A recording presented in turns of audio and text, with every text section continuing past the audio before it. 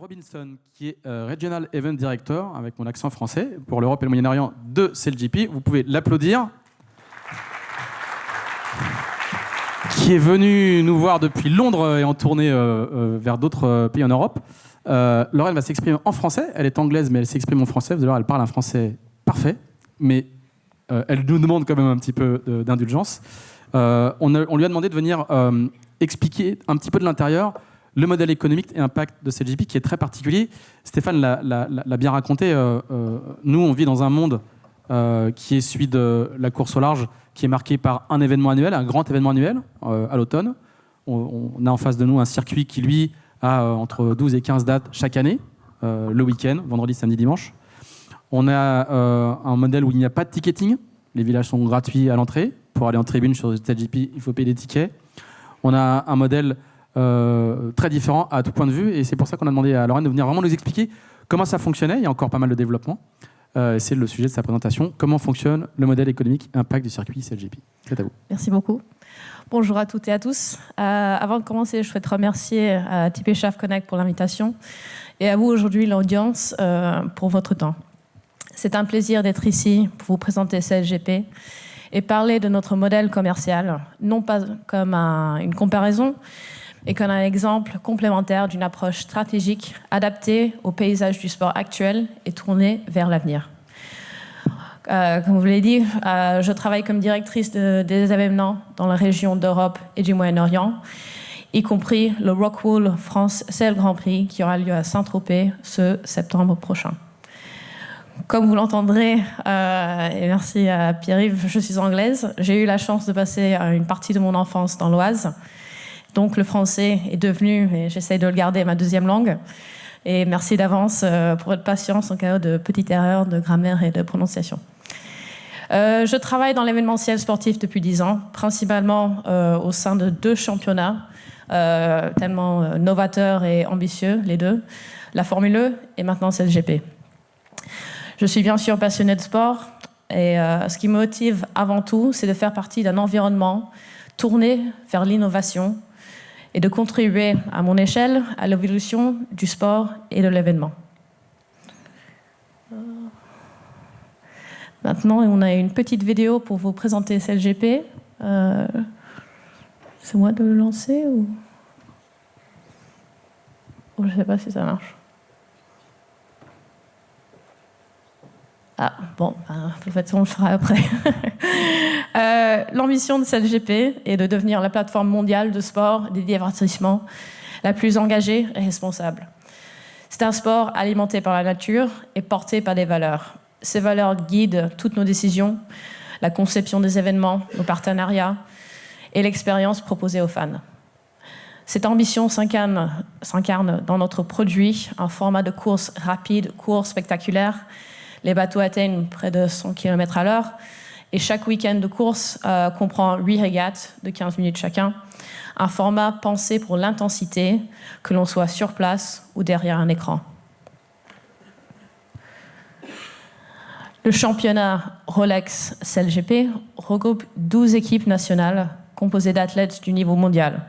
Médaillés olympiques, vainqueurs d'America's Cup, marins de l'année, champions de Volvo Ocean Race et beaucoup plus.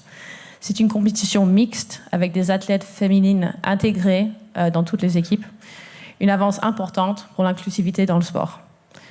Le modèle de propriété des équipes est également innovant, avec des investisseurs, des célébrités et des influenceurs. CLJP a construit un système mondial de partenaires d'élite. Ce réseau se développe rapidement, uni par un engagement en faveur de l'innovation, de la durabilité et de l'impact à travers le sport. Ce ne sont pas des simples sponsors, ils font une partie intégrante de l'histoire de CLJP, passé, présent et futur.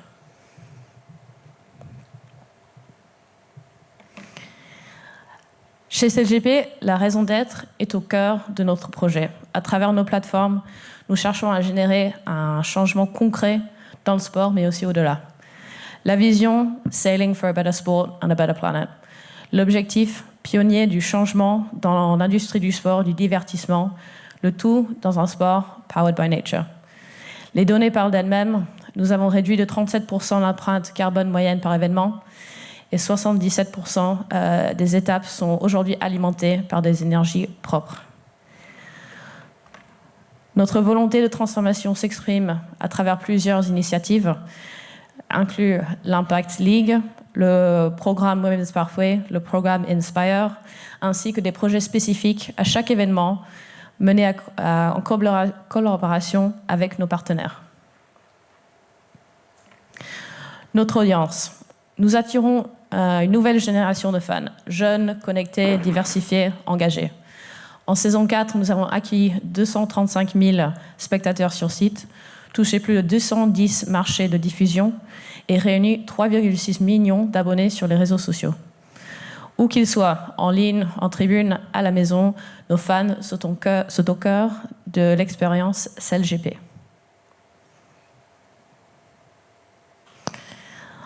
Maintenant, pour vous parler un petit peu plus du modèle commercial CELGP, qu'on peut encadrer sur 4 piliers. Un calendrier mondial et multi-étapes, axé sur la régularité et l'engagement des fans. Une billetterie qui génère des revenus tout en renforçant le lien avec notre audience. Des droits médias structurés conçus pour créer la valeur à long terme et un modèle de franchise permettant une propriété diversifiée et un investissement durable. Ces choix sont alignés avec nos objets spécifiques, non pour remplacer les modèles existants, mais pour proposer une voie différente vers la croissance mondiale. Chaque pilier doit créer de la valeur commerciale tout en restant fidèle à nos valeurs, un équilibre que nous devons constamment ajuster. En 2025, nous organiserons 13 événements à travers le monde avec l'objectif de dépasser de plus de 20 dates dans les saisons à venir, tout en élargissant notre présence à des lieux emblématiques et dans des marchés stratégiques comme Miami, Hong Kong ou le Japon. Ce calendrier est conçu pour offrir une narration continue et globale, mais aussi pour être compatible avec d'autres compétitions de voile et permettre à nos athlètes de participer à des événements majeurs, y compris les Jeux olympiques. Actuellement, notre saison s'étale sur 2 années, mais notre ambition est de structurer ce calendrier annuel dès 2026 afin d'apporter plus de lisibilité pour les équipes, les fans et les partenaires. Sur le plan économique, notre modèle repose aujourd'hui sur des accords avec des villes hôtes, des villes hôtes souvent financées par des fonds publics. Cela présente des avantages en termes d'impact local et de soutien institutionnel, mais cela implique aussi une variabilité sur les marchés. À l'avenir, on pourrait envisager des modèles portés par des promoteurs privés, si cela s'aligne avec l'évolution de notre stratégie globale, non pas pour remplacer le modèle actuel, mais pour explorer des approches complémentaires dans certains contextes. Depuis le lancement de CELGP, le modèle de propriété des équipes a beaucoup évolué. À l'origine, toutes les équipes étaient détenues par CELGP elle-même, un choix stratégique pour garantir cohérence, contrôle et stabilité dans les premières saisons.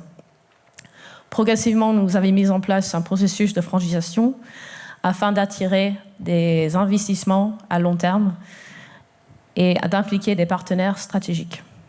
En 2025, pour la première fois, l'ensemble des équipes sont franchisées. Les propriétaires sont aujourd'hui soit des investisseurs individuels, soit des organisations, soit des fonds représentant des groupes d'investisseurs. Ce modèle favorise la performance, la visibilité et l'alignement stratégique à long terme. À mesure que notre base de propriétaires se diversifie, les attentes évoluent également. Il est essentiel d'aligner les ambitions de chacun avec la vision collective du championnat, ce qui nécessite une collaboration constante et une vraie relation de confiance. Mais les bénéfices sont importants. Cela ouvre la voie à une nouvelle génération d'acteurs en lien avec les tendances observées dans d'autres ligues comme la NBA, le NFL. Et cela crée des opportunités de collaboration transversale entre réseaux d'investisseurs, sport et d'industrie.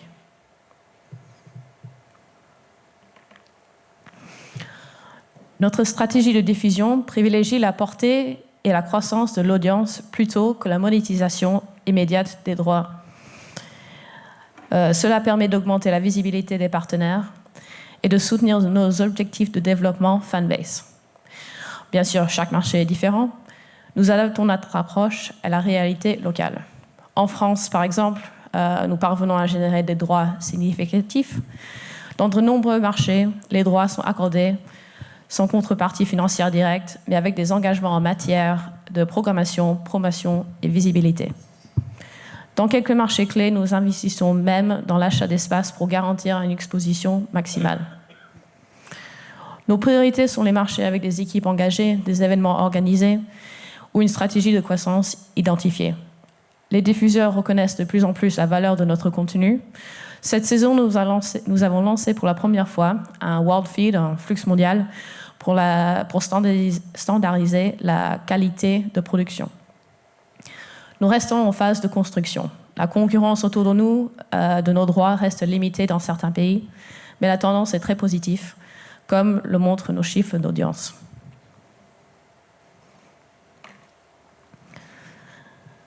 La billetterie est un levier clé de notre modèle commercial, non seulement pour générer des revenus, mais surtout pour créer une vraie proximité avec les fans.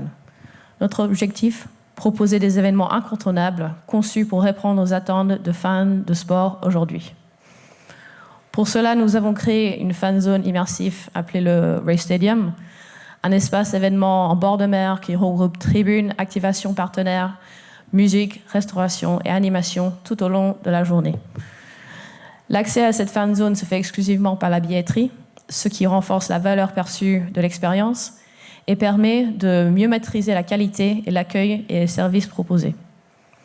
Nous avons structuré notre gamme de produits autour de 2 niveaux.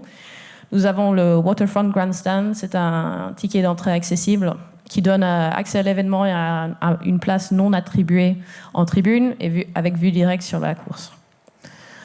Le niveau au-dessus, c'est le Waterfront Premium, une expérience de visionnage améliorée pour laquelle nous avons développé cette saison un modèle commercial spécifique, un partenariat local avec une marque emblématique, comme vous pourrez voir à Saint-Tropez avec le partenariat Waterfront Premium présenté par Nikki Beach.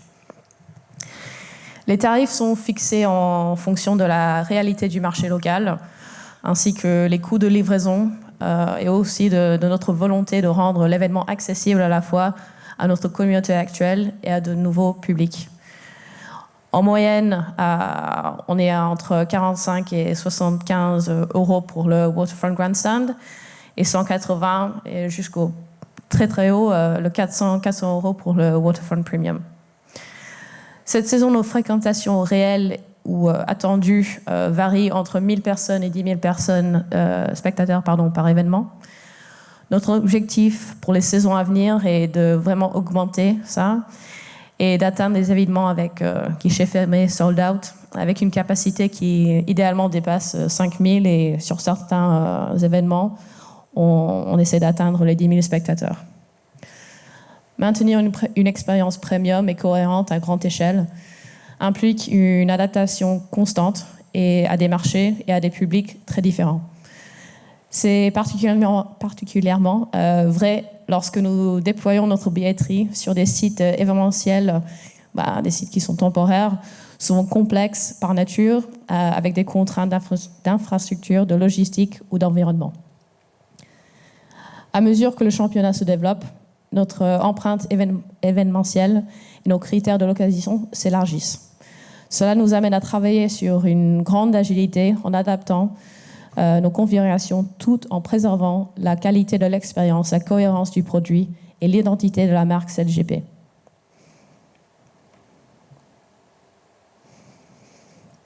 En parallèle, nous proposons une offre hospitalité haut de gamme conçue pour rapprocher les invités de l'action comme jamais auparavant. L'Adrenaline Lounge est au cœur de cette offre, un espace exclusif en bord de mer, avec un programme qui comprit la visite des bases des équipes, un accès privilégié aux coulisses de la base technique, là où les F50 et les athlètes se préparent avant la course. Ainsi, nous avons l'expérience Guest Racer, l'opportunité de vivre SailGP sur l'eau à bord d'un bateau suiveur à grande vitesse. Et les expériences submergures qui vont au-delà de l'hospitalité classique. Aujourd'hui, cette offre est disponible uniquement sur invitation et réservée à l'accueil des réseaux existants au potentiel de partenaires et de sponsors. L'objectif est aussi de connecter des profils complémentaires, de créer un écosystème de rencontres, de partenaires et de collaboration intersectionnelle. Dans un esprit d'observation et d'apprentissage continu, nous suivons de près des évolutions dans d'autres disciplines, comme la Formule E, qui a récemment ouvert l'accès au grand public à son espace hospitalité haut de gamme, équivalent à notre Adrenaline Lounge. Un défi que nous prenons en compte, c'est de réinventer l'hospitalité VIP pour une nouvelle génération, tout en assurant un équilibre entre innovation, qualité d'expérience et viabilité commerciale. Grâce à notre billetterie et d'autres outils de collecte de données, nous apprenons à mieux connaître notre audience. Ces données nous permettent d'adapter l'expérience CLGP à chaque événement en fonction des attentes locales. Et les résultats sont clairs. Nous touchons une nouvelle génération de fans engagés, influentes et à fort pouvoir d'achat. Ce sont des profils jeunes, autour de 39 ans en âge moyenne, avec une forte représentation féminine. Ils occupent majoritairement des postes à responsabilité, sont plus enclins à adopter des nouvelles tendances et accordent une vraie attention aux marques associées aux événements qu'ils suivent. Enfin, leur niveau de revenu témoigne de la valeur que ce public peut représenter pour nos partenaires. Ce public est curieux, influent et sensible aux valeurs que nous portons.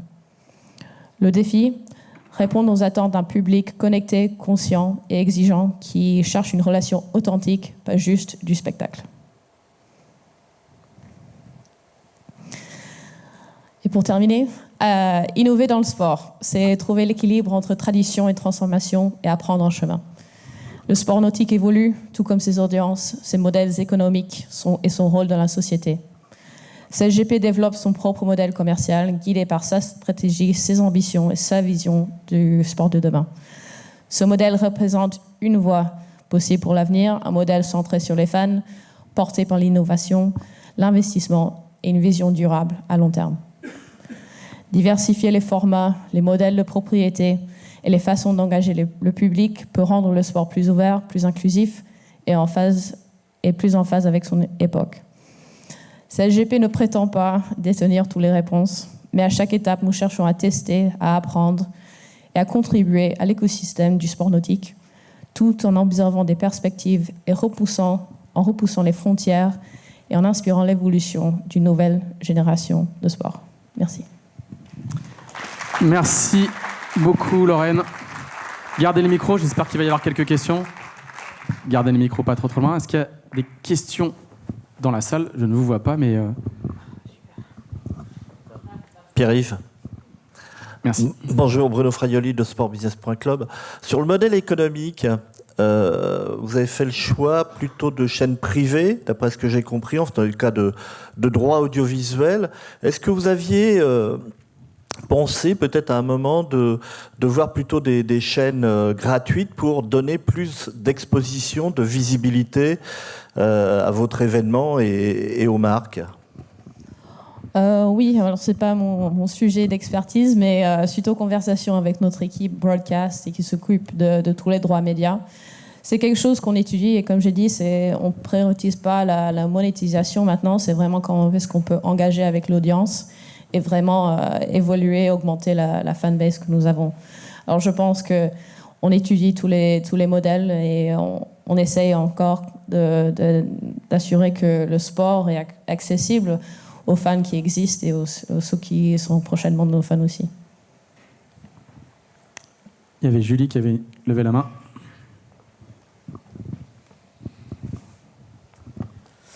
Bonjour Lorraine, sans révéler les montants qui sont associés à ces fonds, est-ce que tu peux nous en dire plus sur les pourcentages entre les fonds publics, privés, les droits de télé et la billetterie, ce que ça représente dans les revenus de CLGP pour un événement ? Oui, je vais dire ce que je peux. Alors, le point de départ, c'est un contrat, un host venue agreement qu'on l'appelle. Comme je dis, typiquement avec des villes hautes, avec des fonds c'est des finances publiques. Ça, c'est une grande partie pour qu'on soit au point de départ des coûts opérationnels pour l'événement.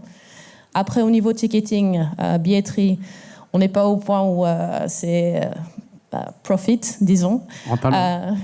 Ouais, c'est la vision pour le futur.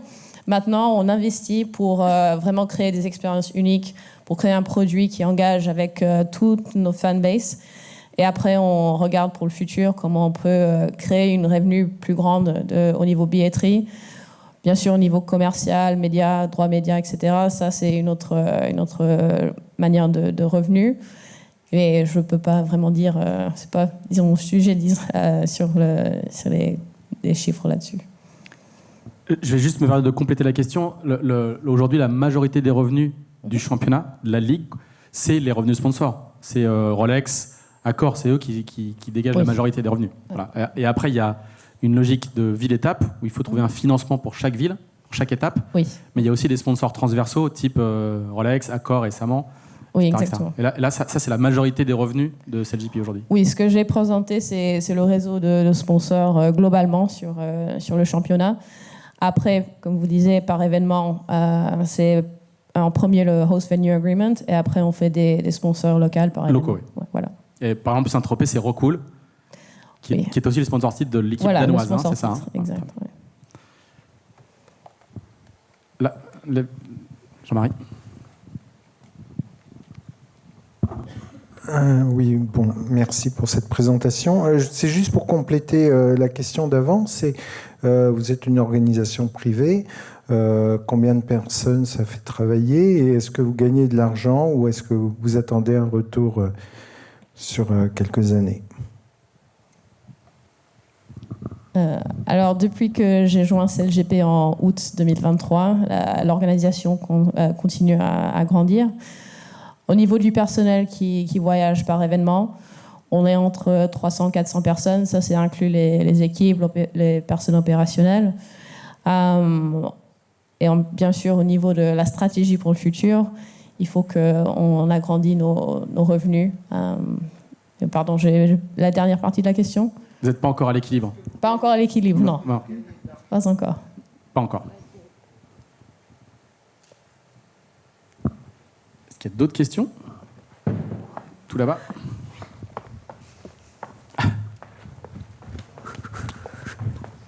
C'est où?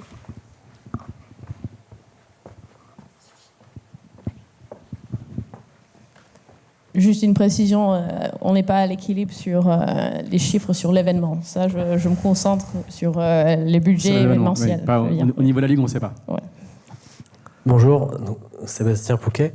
Je voulais savoir, en Bretagne, il y a sans doute un public intéressé par vos événements. Donc, est-ce que vous avez projeté des plans pour venir faire des événements ici? En Bretagne. Oui. Je sais que notre chef opérationnel, Julien Dibias, a regardé beaucoup d'endroits en France, inclus on va à Saint-Tropez. Je sais que Lorient on a fait une étude ici. Je ne peux pas dire plus pour l'avenir en ce moment, mais on est très pour étudier d'autres événements en France. Le contrat avec Saint-Tropez, c'est 3 ans, hein, c'est ça, hein? Est-ce qu'il y a d'autres questions? Je ne vois pas en fait, moi, mais... Très bien. Eh ben, merci beaucoup, Lorraine. Merci pour l'effort de parler en français. Merci pour tous les chiffres extrêmement intéressants.